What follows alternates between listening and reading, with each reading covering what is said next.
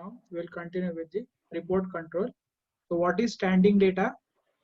These are the integrity tables like interest calculation, discount calculation and all. We have to see whether data integrity of these is maintained or not, because these are critical data. Okay, these are the data which are as per our policy. If we are able to change this standing data, then it means that there are no report controls imposed for database. After this, we will print the run-to-run totals. We have also seen this run-to-run totals in processing controls, that if I am depositing 1,50,000 today and if I am depositing 20,000 tomorrow, my balance day after tomorrow must be 1,70,000. If it is not that, we will say that the system doesn't have a cross-checking control called run-to-run total. Then we will print the suspense account. We will see that these transactions are not matching in the transaction file and the master file. We will take into consideration why that has happened, and we will take the corrective measures. Okay, so we will maintain a suspense account in update controls, and we will print the suspense account in report control, so that we can do monitoring of suspense account. After this, existence and recovery controls. Now what is existence and recovery controls? Here we have to again remember what are the audit trail objectives. Yes, who remembers audit trail objectives now? What are the audit trail objectives? Segregation of duty. Resource utilization, efficiency, data integrity, and efficiency and effectiveness. No, not audit objectives. Audit trail objectives. Audit trail objectives. DRP. What is DRP?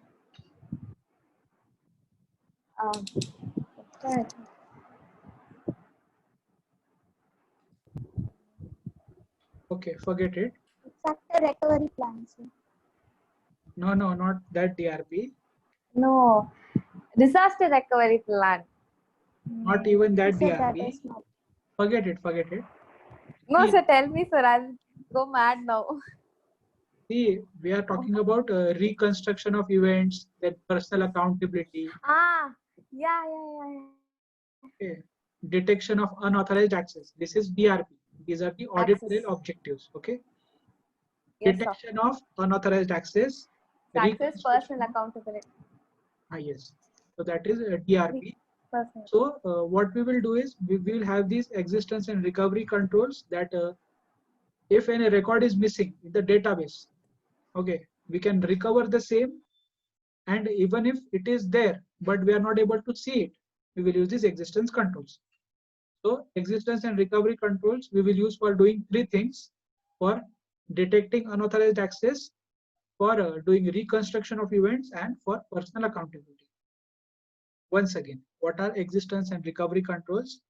If any data is missing or any data has lost, we will use these controls to recover that data, or to at least keep a track of data, that this data was deleted, this data was lost, this data was recovered. Okay. If any file was recovered and entered into the master file, it has some tagging that this was a recovered file, this is not the original file. That is basically what is a recovery control. Okay. We need to tag the records which we have deleted, recovered, which are not deleted, which are original, in this existence or recovery controls. Okay. So these were the database controls. Have you understood these database controls? Yes, sir. Okay, now we are done with the application controls. Once again, what are the application controls? Input control, output control, processing control, communication control, database control. And boundary control. Okay. Boundary controls. So these were the application controls. Now we also saw some other controls, which were physical control, logical access controls.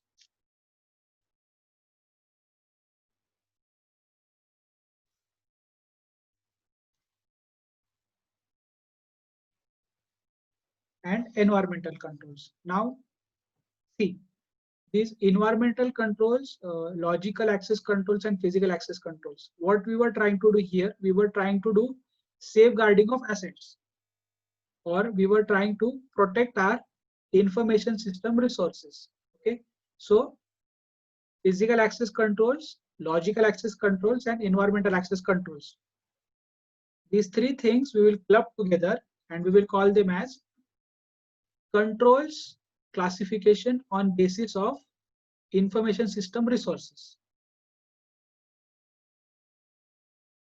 Controls classification on basis of information system resources. Okay, physical access controls, logical access controls, and environmental controls. Now after that, on the basis of audit function, okay, on the basis of audit function, there are two controls: managerial control, application control. Managerial control we will see after chapter number 5. Application controls, in that application controls there are a lot of other controls: input control, output control, processing control, database control, output control, and communication control, and boundary control.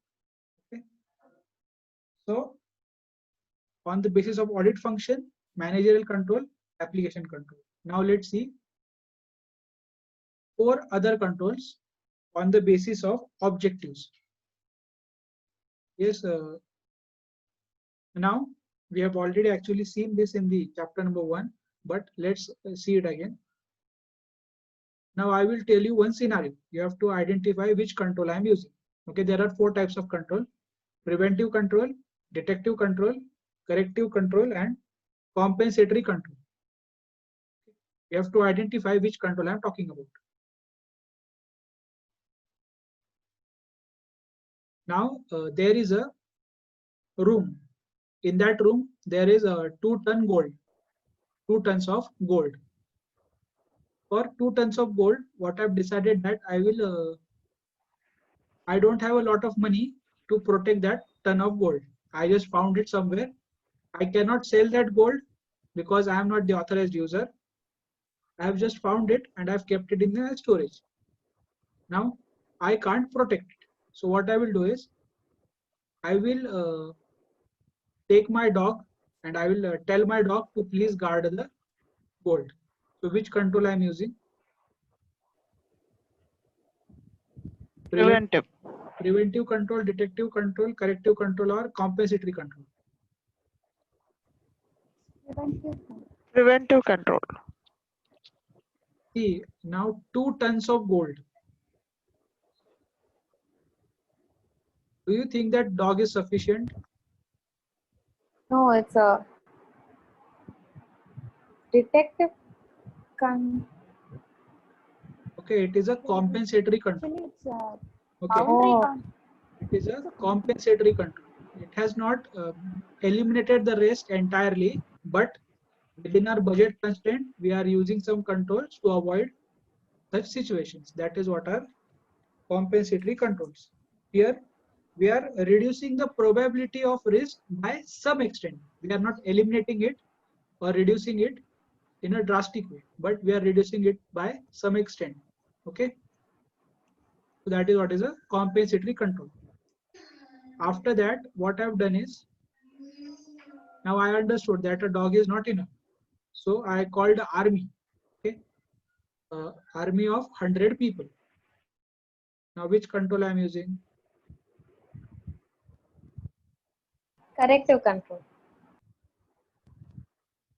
Yes,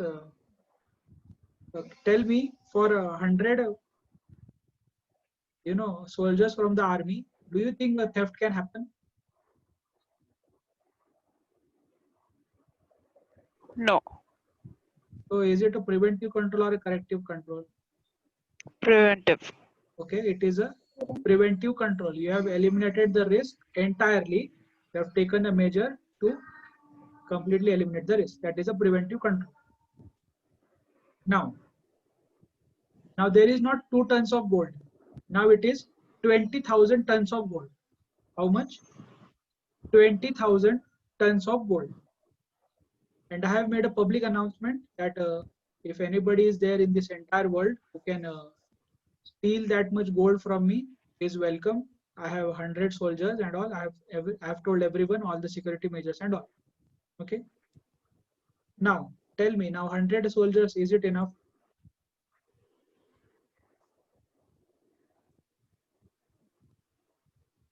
I have made a public announcement to the entire world now.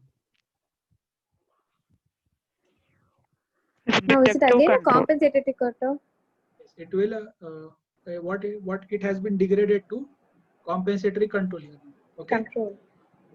Now I know that I cannot bring more soldiers now. So what I have done is I have installed security cameras. I have brought some dogs, okay, some ferocious animals and all. I've planted them everywhere, on the gold, below the gold, outside the gold and all. So, and I have also installed some robots there so that whenever there is a theft, it will sound the alarm and all the army will be, additional army will also be in the place. Okay.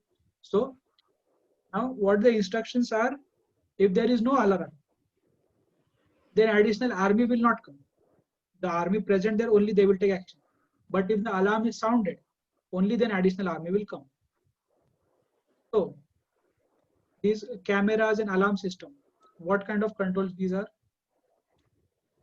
Corrective controls. Okay, tell me these alarms and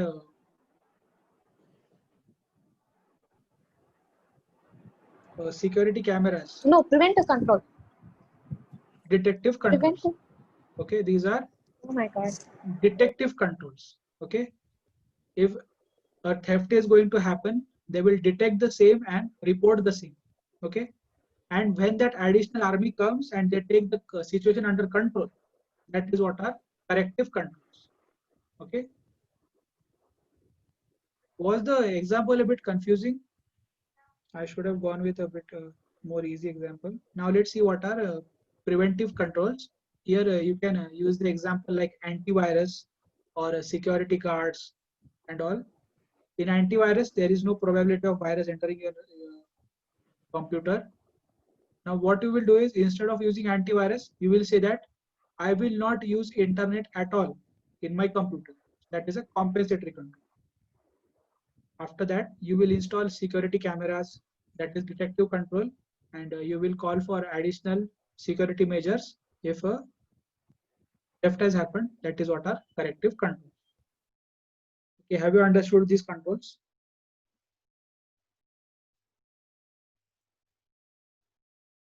Now let's see the wording they have used in study material. For preventive controls, they are designed to prevent an error or an undesirable activity. Okay, we are preventing a error or a undesirable activity. Those are preventive controls. Then for detective controls, here we are trying to detect and report any activity which is malicious. Okay, we are reporting a malicious activity in detective controls. After this, we have corrective controls. What is corrective controls? We are trying to reduce the impact of malicious activity. Now the malicious activity has already happened. We are trying to reduce the impact of this malicious activity. That is what are corrective controls. And now compensatory controls. These controls are subordinate in nature. They try to reduce the probability of risk or theft by some extent, not entirely. That are compensatory controls. Okay, if you want to remember compensatory controls, understand that uh, there are only three winners. Okay, there is a winner, then a runner-up, and then second runner-up. Okay, there is no fourth place. But still, what as a compensation for outstanding performance, what we give him is a consolation prize. Okay, so that is what is like compensatory control. Okay, so we have covered all the control classifications except managerial controls. Now we will see some simple questions.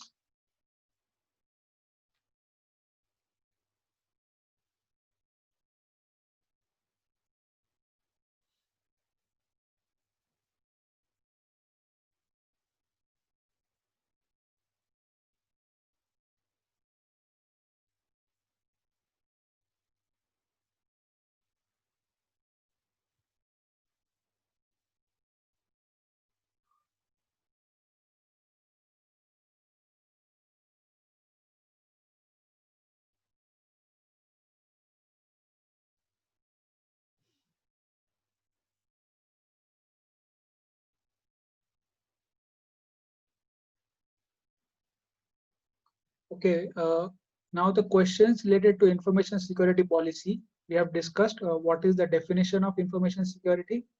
Then what are the tools to implement the policy? That is basically standards, guidelines, and procedures. Now let's see what are the issues involved in information security policy. Okay, what are we trying to secure? We are not trying to secure the assets now. We are trying to secure the information. We are trying to secure the information assets now. Now, what are the issues? Definition of information security. Okay, what is information security? What the organization expects from us to do in information security? What is our responsibility? Okay, defining that is a bit difficult. It takes a lot of time. It takes a lot of sophistication, and it takes a lot of time to bring about clarity in what is expected from the activities of the employee in the organization. So defining what is information security is a bit of an issue. Then also defining information security responsibility is also an issue, because the skills of each and every system management professionals is different. Not all activities can be done by individual. So assigning responsibility and defining the same is also a bit difficult. Then also defining or explaining what is the importance, goals, and principles of information security is also an issue. Okay. You understand what is the importance of information security to the organization, but it takes a lot of time and effort. After that only you can understand that. That is why we are calling it as an issue. Then we must also make sure that the principles, standards, and compliance requirements. A brief explanation in relation to the same has been given in the policy. If it is not given, it is very difficult for the people in the organization to understand these things on their own. So what they're saying is, please give us guidelines to understand the principles, standards, and compliance requirements. That is what they're saying.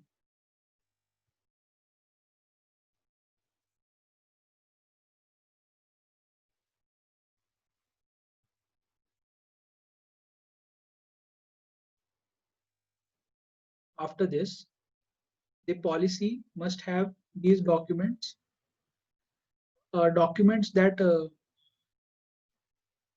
policy is accessible and graspable by the employees, employees. Okay, the policy must be in such a language that it is graspable and it must be available to all the employees. Then a manual must also be accompanied with the policy for implementation. Now tell me what we call the manual in BCM.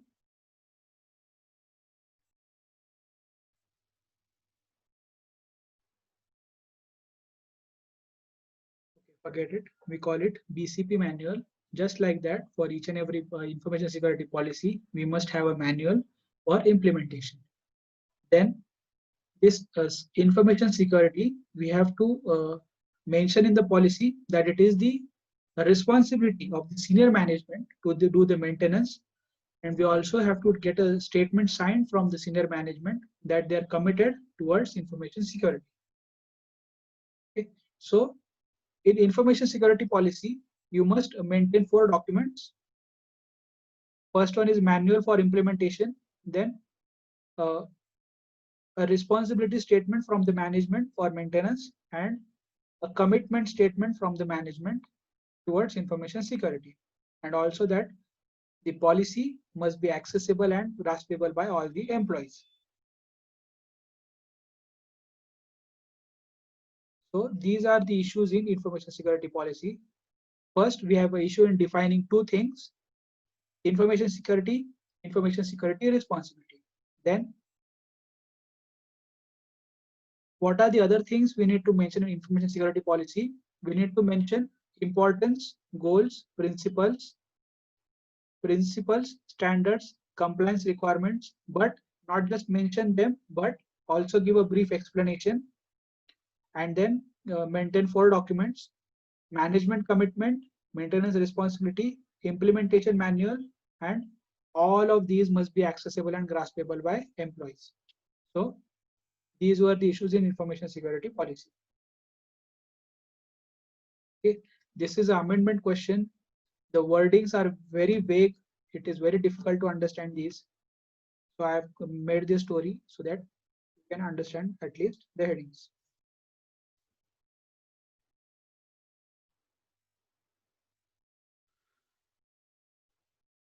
One more point, this documentation requirements. It is the auditor who has to see whether these documentation requirements have been met or not. Okay, the earlier things, auditor does not have to verify them. Auditor has to verify these 4 things in the issues, whether the documentation requirements have been met or not.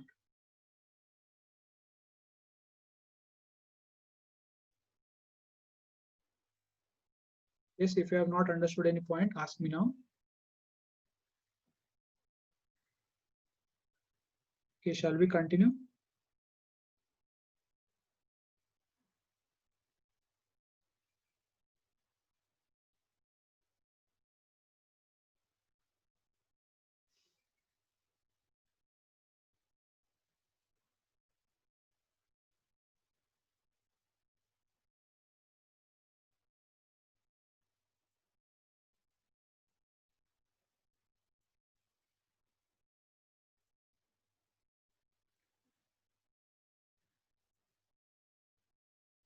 Only 5 questions are remaining now from chapter number 3, other than managerial controls.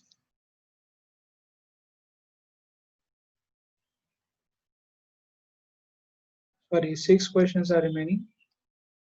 Do you want me to start with chapter number 5? If this is getting a bit boring, we will complete those 6 questions tomorrow then. Everyone is there now? What is happening? No one is talking.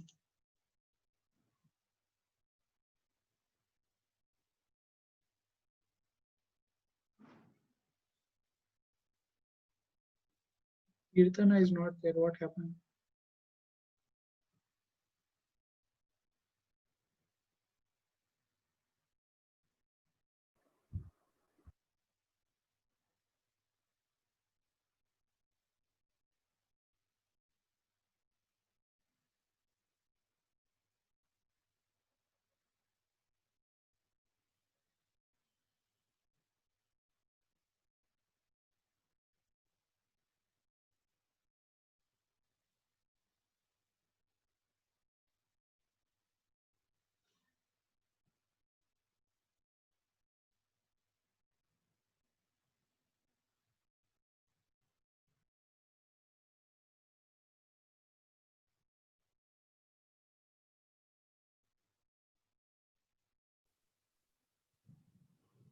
If all are okay, we can stop, sir.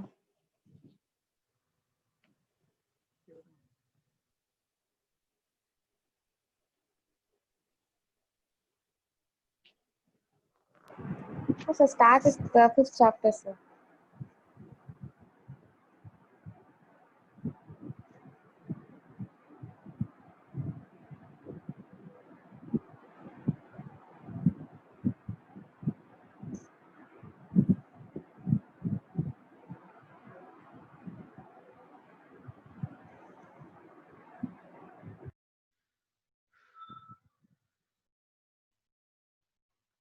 Okay, I will stop this recording now, and we will continue with chapter number 5 again. Okay, we will take a break of 5 minutes to get out of this chapter, and then we will start with a new chapter, chapter number 5.